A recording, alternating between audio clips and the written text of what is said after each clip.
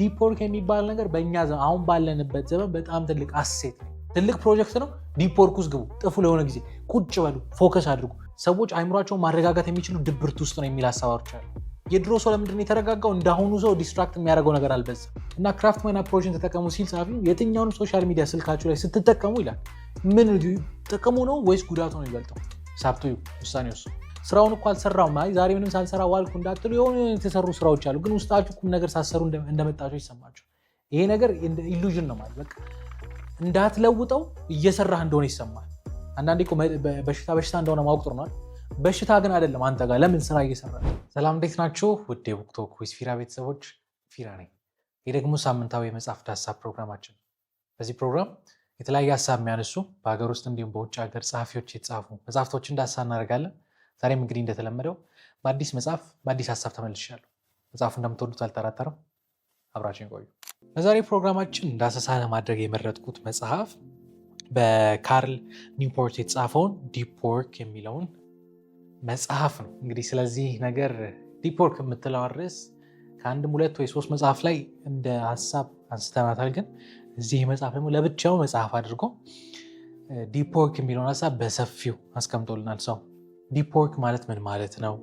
መጽሐፍ ውስጥ ስለምን ሀሳቦች ነው የሚያወራው የሚሉትን ሀሳቦች እናያለን። እንግዲህ እንደተለመደው ከጸሐፊ ጋር በተወሰነ መንገድ ለማስታወቅ ያህል ካርል ኒውፖርት ይባላል ጸሐፊው።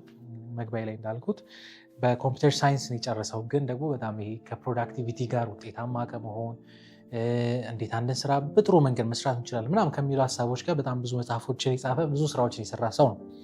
ስለዚህ ይሄ ጸሐፊ ገና ሀሳቡን ሲጀምር መጽሐፉ ላይ ገና መጀመሪያ አካባቢ የምታገኙት ነገር የሚመስላችሁ ዲፕ ወርክ፣ ገና ርዕሱ ላይ የምታዩት ቃል ዲፕ ወርክ የምትለዋ ነገር አለ በእኛ ዘመን በጣም ውድ እየሆነና ዋጋዋ ከፍ እያለ የመጣች ነገር ነች። እችን ሀሳብ ከኢኮኖሚክስ ጋር ልታዩት ትችላላችሁ። እንግዲህ የአንድ ምርት ዋጋ ከፍ የሚለው ወይ ደግሞ አንድ ምርት ዋጋው በጣም ውድ የሚሆነው ምን ሲሆን ነው? እንደዚህ አስባችሁ ታውቃላችሁ? የሆነ ሳሌ ኖርማሊ ነበረ። የሆነ ሳሌ በቀላሉ ዋጋ የምታገኙ ነገር ከመሬት ተነስቶ ከፍ ሲል፣ ለምሳሌ አሁን እኛ ጋር ነዳጅ ከፍ እያለ ምናምን እንደዚህ ነገር አይደል? ዓለም ዙሪያ እንደዚህ ነገር እየተፈጠረ ነው። የአንድ ነገር ዋጋው ከፍ የሚለው ምን ሲሆን ነው? እና የምታገኙት መልስ ምንድነው? አንደኛ ዋጋው ከፍ ሲል ወይ ደግሞ ቫሊዩ ያ ነገር ለመመረት ያለፈበት ነገር ይመጣና ከዛ እኔና እናንተ ጋር ደርሶ ሰው ጋር ደርሶ ምን አይነት ነገር ይሰራል፣ ምን አይነት ችግር ይፈታል የሚለው ነገር እነዚህ ሁሉ ነገሮች ይጨመሩና የዛ ነገር ዋጋ ከፍ እንዲል ያደርጋል። ቫሊዩ ራሱ ፕራይሱን ከፍ ያደርገዋል። ሁለተኛው ግን ይላል ጸሐፊው አንድ ነገር ዋጋው ከፍ እንዲል የሚያደርገው ገበያ ላይ እንደ ልብ አለመገኘቱ። አንድ ነገር ስኬርሲቲ ሲኖረው እንደ ልብ አላገኝ ስትሉት ያ ነገር ዋጋው ከፍ ይላል። እና አሁን ዲፕ ወርክ የሚባለው ነገር ዋጋው በእኛ ዘመን በጣም ከፍ ያለ ነገር ነው ሲል በእኛ ዘመን ዲፕ ወርክ የሚባለውን ነገር የሚሰራ ሰው በጣም ጥቂት ነው እያለ ነው። እንደው በቁጥር ቢታይ ከ10 ወይ ከ20 ከ30 ሰው አንድ ወይ ሁለት ሰው ብናገኝ ነው የሚል አይነት ሀሳብ ነው የሚሆነው። ዲፕ ወርክ አሁን ሰው ትቶታል በቃ መስራት። ዲፕ ወርክ የሚባለው ስቴት ውስጥ ገብቶ የሆነ ስራ መስራት የሚባለው ነገር የጠፋበት ጊዜ። ምክንያቱም በብዙ መንገድ ያነሷል። ግን መጀመሪያ እስኪ ደጋግሜ የጠራኋትን ርዕሷንም ዲፋይን ላድርጋት። ምንድን ነው ዲፕ ወርክ? ጸሐፊ ዲፕ ወርክን በምን አይነት መንገድ ነው የሚገልጸው ካላችሁ መጀመሪያ እንግሊዝኛውን ላንብብላችሁና ከዛ ወደ አማርኛው ተረጉምላችኋለሁ። ምን ያመሰላችሁ እንግሊዝኛው? ዲፕ ወርክ is a professional activity performed in a state of distraction-free environment። ከዛ ይቺ ይቀጥላታል that pushes your cognitive ability to their limit ይላል። ለመበታተን ሞክራለን፣ ግን በአማርኛ ምን ብዬ እንደተረጎሙ ታውቃላችሁ? ዲፕ ወርክ ማለት ትኩረትን ከሚከፋፍሉ ነገሮች በጸዳ ሁኔታ ሙሉ የአእምሮን አቅም ተጠቅሞ የሚከናወን ሙያዊ ተግባር ነው ብዬ ተረጎምኩት። እንግዲህ እኔ ተረጎምኩት ምን ማለት ነው? እስኪ በተወሰነ መንገድ ለመከፋፈል ልሞክር። ዲፕ ወርክ ማለት የመጀመሪያው ፕሮፌሽናል አክቲቪቲ ይሏል። አሁን ስለዚህ ጸሐፊው ትኩረት እያደረገ ያለው ትምህርት ወይ ደግሞ ስራ ከሚባለው ነገር ጋር ነው። ከተለያየ ነገር ጋር ልታያይዙ ትችላላችሁ፣ ግን ፕሮፌሽናል ሙያዊን ያደረገው ጸሐፊው። ስለዚህ ዲፕ ወርክ ማለት ከስራ ጋር ልታገኛችሁ ትችላላችሁ፣ እንደዛ ብለን እንውሰድ። ሁለተኛ performed in a state of distraction free ይላል። ይሄኛው ስራ አሁን ፕሮፌሽናል ያለው ተግባር የሚደረገው in a state of distraction free ይላል። ምንም የሚረብሽ ድምፅ፣ ምንም የሚረብሽ ሁኔታ በሌለበት ቦታ የሚሰራ ስራ ነው። አያችሁ ስራውን። ስለዚህ ስራውን ስናወራ የሆነ ነገር እየተሰራ የሚደረግ ስራ ሳይሆን ምንም የሚረብሽ ነገር በሌለበት ቦታ ላይ የሚሰራ ስራ ነው ዲፕ ወርክ የሚባል ስራ። ከዛ እንደሄኛው ምን አይነት ውጤት ያመጣል ካላችሁ ይቀጥላል። that pushes your cognitive ability to their limit ይላል። የማሰብ የማመዛዘን ነገሮችን የማየት አቅማችሁን እስከ መጨረሻ ሊለጥጥ የሚችል አይነት ተግባር ነው። ስለዚህ ስታመጡት ምን ያመሰላችሁ? ተግባር ነው ወይ ደግሞ ስራ ነው? ምን አይነት ስራ? የጭንቅላታችሁን አቅም ሙሉ በሙሉ ሊለጥጥ በሚችል መንገድ የሚሰራ አይነት ስራ።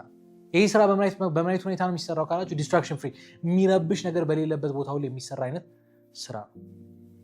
ለምድሮ ዲፕ ወርክ በእኛ ዘመን ቀርቷል የሚለው ምክንያቱም ድሮ ሰዎች የሆነን ፕሮጀክት ለመስራት የሆነ ስፔሲፊክ የሆነ ፕሮጀክት ለመስራት ለአንድ ወር ያህል የሆነ ቦታ ጠፍተው በቃ ስልክ አጥፍተው ምን ብለው ቁጭ ብለው ይሰሩ ነበር ለአንድ ወር። ከዛ ውጭ ምንም ስራ የላቸው። ድሮ የሆነ ሳለ እንግዲህ አሁን የሚያደርጉ ተማሪዎች አሉ። የሆነ ጊዜ ተማሪዎች በቃ ለአንድ ሳምንት ኢቨን አንዳንዴ ትምህርት ቤት እንኳን ሳይሄዱ ቁጭ ብለው የሚያጠኑበት ጊዜ ነበር። በቃ ዲፕ ወርክ ማለት ምንም ነገር ትታችሁ ራሳችሁን አግላችሁ የምትሰሩት ነው። አሁን በእኛ ዘመን እንደዚህ አይነት ስራ አይሰራም ይላል። የሆነ እንኳን ስራ ሲሰራ በአንድ እጅ ስልክ ተይዞ ነው። የሆነ ነገር ሲደረግ ዲስትራክት እየተደረግን ነው። ይሄኛው ይላል በጣም ብዙ ጊዜ ሰዎች ኮግኒቲቭ አቢሊቲ የማሰብ የማመዛዘን ነገሮችን የማየት አቅማችን እያወረደ እየጣለ ያለ ነገር ነው ይላል።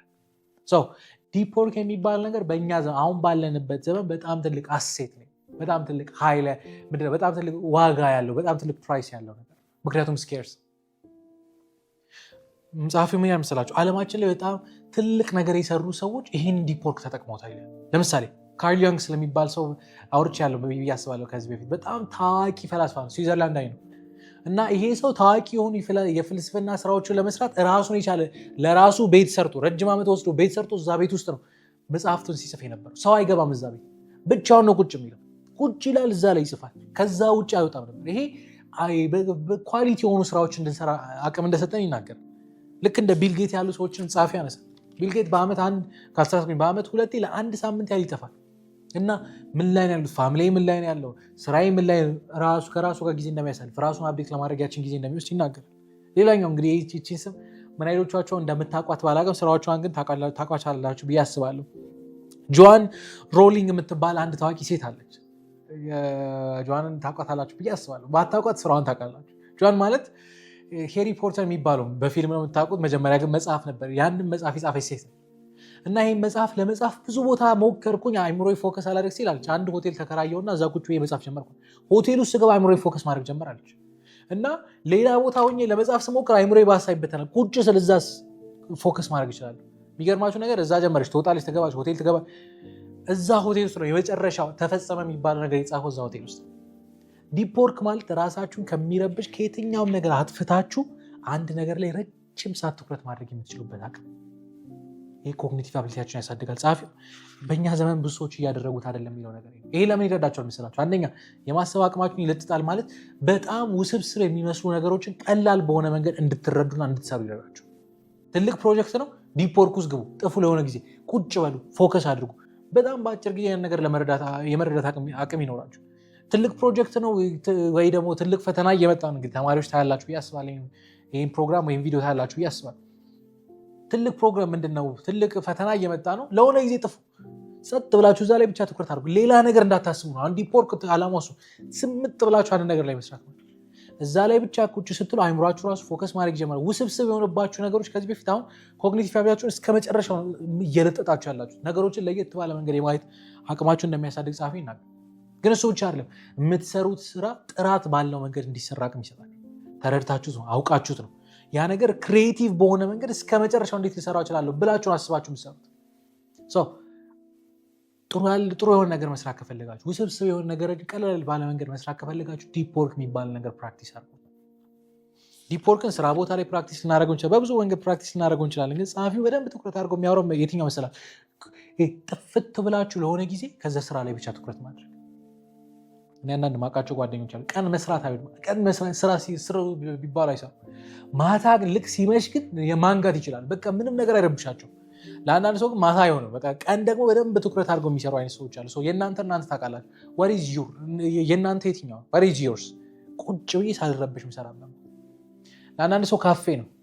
አንዳንድ ሰው እንደውም ትንሽ ሀሳቦችን አነሳላቸዋል። በቃ የእነሱ የሆነ ሩቲን አለ። እዛ ውስጥ ሲገቡ ትኩረት ማድረግ የሚችሉ ሰዎች። ጸሐፊ ምን ያመሰላችሁ? ጥሩ የሆነ ነገር መስራት የምትፈልጉ ከሆነ በእኛ ዘመን የጠፋውን ነገር እናንተ ላይፍ ላይ እናንተ ህይወት ላይ አፕላይ ማድረግ የምትፈልጉ ከሆነ ዲፕ ወርክን ፕራክቲስ አድርጉ፣ ተለማመዱት። እሺ፣ እንዴት ዲፕ ወርክን እንለማመደው? እንዴት ዲፕ ወርክን ወደ ምድር እናወርደው? በጣም ጥሩ መጠየቅ ያለበት ጥያቄ ነው ብዬ አስባለሁ። ለዚህ እንዲረዳችሁ ጸሐፊው የተወሰኑ ሀሳቦች ያነሳል። እነሱን ሀሳቦች ላንሳላችሁ። የመጀመሪያው ዲፕ ወርክን ለመለማመድ ቃሏን ይገላዋበታል። ዲፕ ወርክ አይደል? ከዛ ወርክ ዲፕሊ አለው ጻፊ። አንድን ስራ በጥልቀት ለመስራት ሞክሩ ይላል። ምን ማለት ነው? ብዙ ጊዜ የሆነ ስራ ስንሰራ በቃ የችኮላ አይደለም የምንሰራው። አብዛኛውን ጊዜ ጊዜው ሲደርስ የጥድፊያ እንሰራለን፣ ወይ ደግሞ ስራው በቃ የሆነ ተሰርቷል ለመባል ብቻ ስልክ እየታየ ኮምፒውተር እየታየ 10 ረፍት እየተወሰደ እየተባለ ነው የሚሰራ።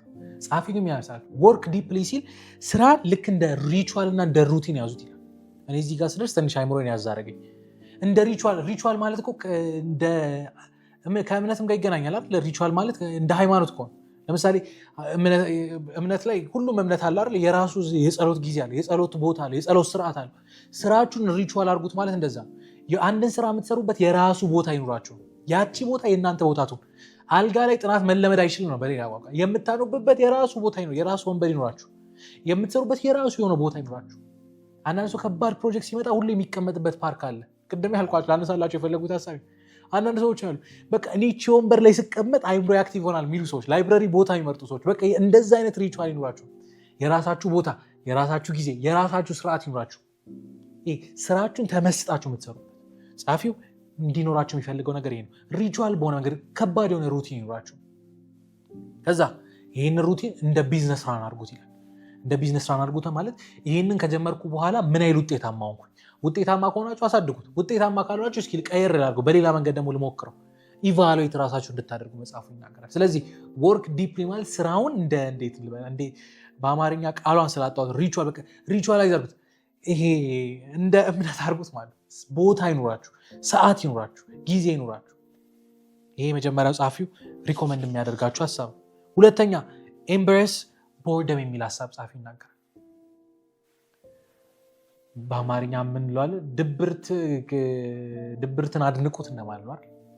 ድብርትን ውደዱት እንደማለት ነው። ጸሐፊው ምን ያመሰላችሁ? የዲፕ ወርክ ትልቁ ጠላት ይሄ ቦርደም፣ ድብርት የሚባለው ነገር አይምሯችሁ ላይ ሲመጣ የምታደርጓቸው ነገሮች ናቸው። ድብርት በጣም ኖርማል የሆነ ነገር ነው። እንደውም ጸሐፊው ምን ያመሰላችሁ? ሌላ ነገር አይደለም ድብርታችሁን ወደ ዲፕ ወርክ የምትቀይሩት። አሁን በእኛ ዘመን ሶሻል ሚዲያ ምን የሚባሉ ነገሮች ኢቭን ሰው መሀል እንኳን መሆን የሚባሉ ነገር በዛና ሰው ብቻውን ሲሆን አይምሮ የድብርት ስሜት ይሰማል። በቃ የሆነ ነጠነጣል መያሚያ። ጸሐፊው ምን ያመሰላችሁ? ለረጅም ሰዓት እንዲደብራችሁ ፍቀዱ። ይህ ድብርት ከሚባለው ሜንታሊቲ ለመውጣት ከፈለጋችሁ ይደብራችሁ።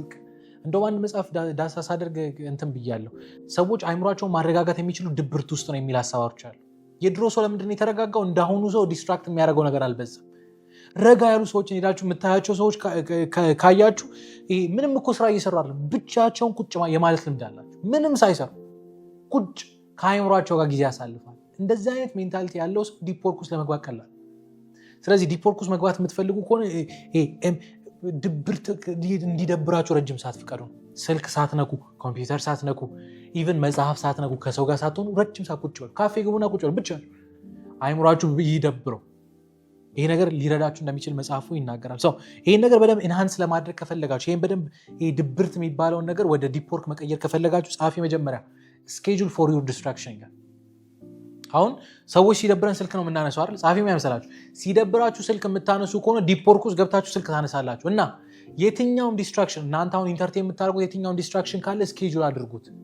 ሲደብራችሁ ሳይሆን ስልክ የምታነሱ ሰዓታችሁ ሲደርስ ብቻ ስልክ አንሱ።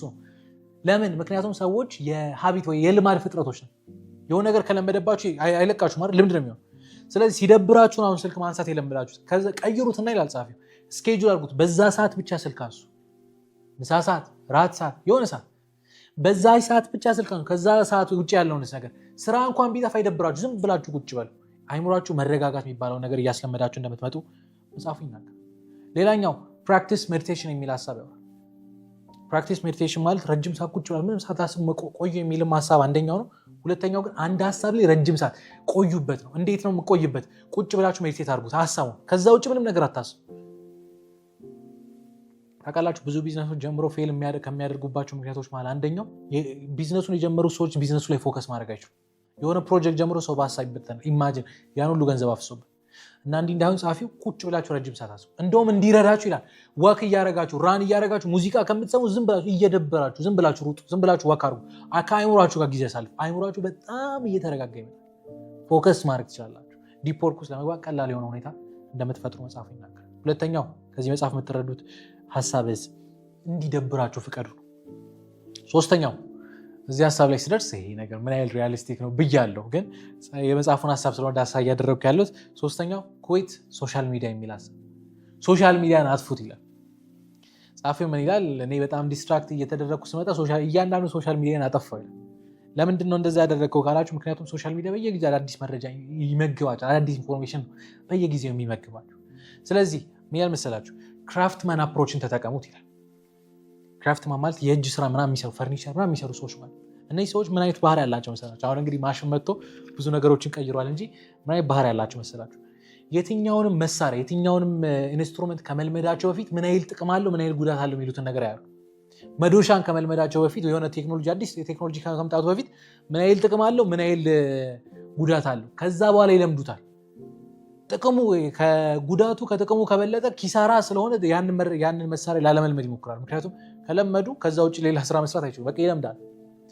እና ክራፍትማን አፕሮችን ተጠቀሙ ሲል ጸሐፊው የትኛውንም ሶሻል ሚዲያ ስልካችሁ ላይ ስትጠቀሙ ይላል ምን ጥቅሙ ነው ወይስ ጉዳቱ ነው የሚበልጠው? ሳብቱ ውሳኔ ወስኑ። እንግዲህ ሙሉ በሙሉ አጥፉ ማለት በእኛ ዘመን አስቸጋሪ፣ ምክንያቱም መረጃ ምን የሚባሉትን ነገሮች ከዛ እያገኘን ነው። ግን ማኔጅ ማድረግ ይቻላል ብዬ አስባለሁ። ጸሐፊው ግን እንደው ጠንከር ሲያደርግ ሶሻል ሚዲያን አጥፉ ካለ በኋላ ግን ደግሞ ለውጤታማ እንድትሆኑ የሚረዳቸው አፕሊኬሽኖች አሉ፣ እነዛን ተጠቀሟቸው። ሪፕሌስ ማድረግ ማለት ነው። ይሄ ትዝ ይላችኋል፣ አንድ መጽሐፍ ላይ ስናወራ አንድ ነገር መተው ከፈለጋችሁ ተኩት ነው። የሆነ ነገር እያስቸገራችሁ ከተቸገራችሁ ያንን በሆነ ነገር ተኩት፣ ሊረዳችሁ በሚችል ነገር። አሁን ስልክ ላይ መጽሐፍ ይነበባል፣ ስልክ ላይ ብዙ አይነት ነገሮች ይደረጋሉ። ሶሻል ሚዲያ ላይ እንኳን ብዙ አይነት ሶሻል ሚዲያዎች አሉ። ረጅም ሰዓት ቁጭ ብላችሁ ልትማሩባቸው መስሏችሁ አይነት ሶሻል ሚዲያዎች አሉ። አንዳንዱ ግን ብሎ ኢነርጂ ብቻ ነው ድሬን የሚያደርገው። ማኔጅ ማድረግ አንደኛው ነው፣ ቅድም ያልኳችሁ ስኬጁል ማድረግ አንደኛው ነው። ሌላኛው የሚጠቅማችሁን ፒክ አድርጉ። ልክ እጅ ስራ እንደ ፈርኒቸር ምናምን የሚሰሩ ሰዎች እንደሚያደርጉት ያ ነገር ከለመደባችሁ ስለማይለቃችሁ ልምድን ሳይሆን የትኛው ይጠቅመኛል፣ የትኛው ይጎዳኛል፣ የትኛው ጥቅሙ ከፍ ይላል፣ ጉዳቱ ዝቅ ይላል የሚሉትን ነገሮች እንድታዩ ጸሐፊ ይናገራል። ሶስተኛው ይሄ ነው። አራተኛና የመጨረሻ ሀሳብ ከዚህ መጽሐፍ ልትወስዱት የምትችሉ ነገር ድሬን ዘ ሻሎስ የሚል ሀሳብ። ድሬን ዘ ሻሎስ ጸሐፊው ምን ይላል? ሁለት አይነት ስራዎች አሉ ይላል። የመጀመሪያው ሻሎ ሪዋርድ የሚለው ስራ ነው። ቀላል ነው፣ ስራ ነው፣ ግን ደግሞ ሪዋርዱ ብዙ ሻሎ የሆነ ሪዋርድ ማለት አብራራዋለሁ። ሁለተኛው ደግሞ ሃይ ቫሊዩ ወርክ የሚለዋል። ይሄ ደግሞ ትንሽ ጫን ያለ ከበድ የሚል ስራ ነው፣ ውጤቱን በዛ ልክ ነው። ምንድነው ሁለቱ መካከል ያለው ልዩነት ካላችሁ፣ የመጀመሪያው ሻሎ የሚባለው ስራ ቀላል ስራ ነው፣ ቶሎ ውጤት ታገኙበታላችሁ፣ ቶሎ ልትጨርሱ ትችላላችሁ። ግን ሎንግ ተርም ቢታይ ረጅም ጊዜ የሚያመጣውን ጥቅም ስታይ ብታዩ ቁም ነገር የሌለው አይነት ስራ ነው።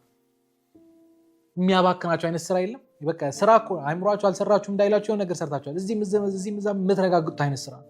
ግን ደግሞ ያን አይል ቫሉ የሌለው አይነት ስራ። ሃይ ቫሉ ደግሞ የሚባለው ስራ ምን አይነት ስራ ነው? በጣም ትኩረት የሚፈልግ ስራ፣ ጊዜያችሁን የሚፈልግ ስራ፣ ገንዘባችሁን የሚፈልግ ስራ፣ ሪሶርስ የሚፈልግ ስራ እና ጻፊ ሻሎ የሆነውን ነገር ትታችሁ እዛ ላይ ትኩረት ከማድረግ ትታችሁ ሃይ ቫሉ የሆነ ነገር ላይ ትኩረት አድርጉ። ለምሳሌ በዚህ ሶሻል ሚዲያ ረጅም ሰዓት መቀመጥን ሻሎ ያደርገውና ወደዚህ ደግሞ ሲያመጣ መጽሐፍ፣ ዲዛይን ማድረግ፣ ክሪኤቲቭ ለመሆን መሞከር፣ የሆነ ፕሮጀክት መስራት፣ ፕሮጀክትን ዲሊቨር ለማድረግ መሞከር፣ አዲስ ስኪል ለመማር መሞከር እዚህ ውስጥ ይመድባችሁ። ይሄ በጣም አቅማችሁን ይፈልጋል። ይሄ ደግሞ ቀላል ነው። ስለዚህ ቀላል የሆኑ ነገሮች ትንሽ ገንዘብ ሊያመጡ፣ ጊዜያዊ የሆነ ገንዘብ ሊያመጡ ይችላሉ። ግን ይሄኛውን ስታዩት አሁን ላይመጣ ይችላል። በጊዜ ሂደት ብዙ ትርፍ እንድታገኙ፣ በጊዜ ሂደት አይምሯችሁን እንኳን የመጠቀም አቅማችሁን ሞር እንድታሳድጉ የሚረዳችሁ ስራ ነው። ስለዚህ ትኩረታችሁን ከበድ ያለው ስራ ላይ ትኩረት አድርጉ። ፎከሳችሁን ወደዛ ሽፍት አድርጉ። ለምንድነው ወደዛ ሽፍት ማድረግ ያለብን? ምክንያት የተወሰኑ ምክንያቶችን ልንገራችሁ። አንደኛ ሻሎ የሆኑ ትንንሽ የሆኑ ስራዎች ካልተቆጣጠራችኋቸው ይበዛል። አንዳንዴ እንዲያጋጥሟችሁ ያውቃል። እስኪ ዝም ብዬ ልሞክረው ብላችሁ የሆነ አንድ ቀለል ያለ ስራ ሰርታችሁ፣ ለምሳሌ ፔፐር ወርክ ሊሆን ይችላል፣ የሆነ ነገር ቀለል ያለ ስራ ጀምራችሁ የሆነ ሰዓት ላይ አይቀንስም፣ ደግሞ እየበዛ እያደገ ነው። ቁም ነገር ያለው ስራ ትታችሁ እዛ ላይ ትኩረት ታደርጋላችሁ፣ ሰዓት ታጣላችሁ። እና እንደነዚህ አይነት ስራ ገና ሲጀምሩ ካልተቆጣጠራችሁ፣ ገና ሲጀምሩ ጊዜ ሰጣችኋቸው አቮይድ ካላደረጋችኋቸው የትልቁን ስራ ቦታ ይወስዳሉ። ስለዚህ ካልተቆጣጠራችሁ ስለሚያድጉ ሻሎ የሆኑ ነገሮችን ቶሎ አቮይድ አድርጉ ይላል። ሁለተኛው ዲፕ ወርክን ይገሉባቸዋል። ሻሎ የሆኑ ሰዎች በአጭር ጊዜ ብዙ ስራዎችን ስለምትሰሩ አንድ ነገር ላይ ረጅም ሰዓት ቁጭ ማለት እንዳትችሉ ያደርጋችሁ። እንግዲህ ምን ያህል ሰው እንደሆነ አላውቅም። አሁን ብዙ ሰው አይመስለኝም እንግዲህ አይደለ፣ በእኛ ዘመን ረጅም ሰዓት አሁን አንድ ሰዓት ቁጭ ቢባል አንድ ሰዓት ሳይቁነጠነት የሚቀመጥ ሰው አላውቅም። እንደዛ አይነት ልምድ የለም። ረጅም ሰዓት ቁጭ በል፣ ረጅም ሰዓት አንድ መጽሐፍ ያዝ፣ ወይ ረጅም ሰዓት የሆነ ነገር እያሰብክ፣ ረጅም ሰዓት የሆነ ነገር ዲዛይን እያደረግ ቁጭ በል ይባል ብሶ እንደዛ አይሆን። አሁን ADHD ምናምን እየተባለ ብዙ ስም እየተሰጠው እንትን እያለ ሰው እንደዛ እንዳትሆኑ ዲፕ ወርክ ውስጥ ቁጭ በሉ፣ አስለምዱት። ሶስተኛው ፌክ ፕሮዳክቲቪቲን ስሜት ስለሚሰጥ አደገኛ ነው። ምን ማለት ነው? ስራውን እኮ አልሰራውም፣ አይ ዛሬ ምንም ሳልሰራ ዋልኩ እንዳትሉ የሆኑ የተሰሩ ስራዎች አሉ፣ ግን ውስጣችሁ ቁም ነገር ሳሰሩ እንደመጣችሁ ይሰማችሁ። ይሄ ነገር ኢሉዥን ነው ማለት በቃ እንዳትለውጠው እየሰራህ እንደሆነ ይሰማል። አንዳንዴ እኮ በሽታ እንደሆነ ማወቅ ጥሩ ነው። በሽታ ግን አይደለም አንተ ጋር፣ ለምን ስራ እየሰራ ነው። ይሄ በጣም ትልቅ ኢሉዥን ውስጥ በምናብ የሚፈጠር እውነታ ላይ ያልተመሰረተ ሀሳብ ውስጥ ይከታችሁ። ስለዚህ ዲፕ ወርክን ፕራክቲስ ማድረግ ከፈለጋችሁ ትልቁ ስራ የትኛው ትልቅ ቫልዩ ያለው ስራ የትኛው ነው? እሱን አውቁ። ከዛስ የራሳችሁ የሆነ ሩቲን እንደ ሪቹዋል ይኑራችሁ። የራሳችሁ የምትቀመጡበት የምትሰሩበት የራሳችሁ የሆነ ስራ ይኑራችሁ። በቃ ለማንበብ የምትጠቀሙት የራሳችሁ ደብተር ይኑራችሁ። በቃ የራሳችሁ አናሊዛፍ እንደዛም እንኳን ኤክስትሪም ይሉላል አይምሯችሁ እስኪለምድላችሁ ድረስ የራሳችሁ የራሴ ሰዓት የራሴ ወንበር የራሴ አይምሯችሁ በዛ መንገድ ይልመድ። ሰዓቱን ብሬክ አታርጉ። ቁጭ በሉ፣ ረጅም ሰዓት እዛ ላይ ቁጭ በሉ። ፎከስ የማድረግ አቅማችሁን ታሳድጋላችሁ። ከዛ ጻፊ ሶሻል ሚዲያን አቁሙ ይላል። እኔ እንደው አቁሙ የሚለው ሀሳብ ቢከብዳችሁ ቀንሱ። እንደው ከዚህ ሀሳብ ጋር ቅድም ካልኳችሁ ስኬጁል አድርጉ። ሲደብራችሁ ስልክ አታንሱ። ስልክ የምታነሱበት የራሱ ሰዓት ይኖራችሁ፣ ስኬጁል አድርጉት። ከዛስ ቦርድ የሚባለው ነገር በፎከስ ትኩረት ወደ ማድረግ ወደሚባል ነገር እየተቀየረ እንዳይመጣ መጽሐፉ ይናገራልና እኔ እንግዲህ በካል ኒውፖርት የተጻፈውን መጽሐፍ በዚህ መንገድ አየሁት። መጽሐፉ እንዴት አያችሁ? ከዚህ መጽሐፍስ ምን ቁም ነገር ቀረላችሁ? ስለዚህ መጽሐፍና ስለዚህ ፕሮግራም ያላችሁን አስተያየት ከስር በማስቀምጥላችሁ የሶሻል ሚዲያ አማራጮች እየገባችሁ ልጽፉልኝ ትችላላችሁ። ከኔ ጋር ግን በዚህ ሳምንት የነበረን ቆይታ ይህን ይመስላል። ቀጣይ ሳምንት እንደተለመደው በአዲስ መጽሐፍ በአዲስ ሀሳብ እንገናኛለን። የቀጣይ ሳምንት ሰዎች ይበለን። መልካም ሳምንት።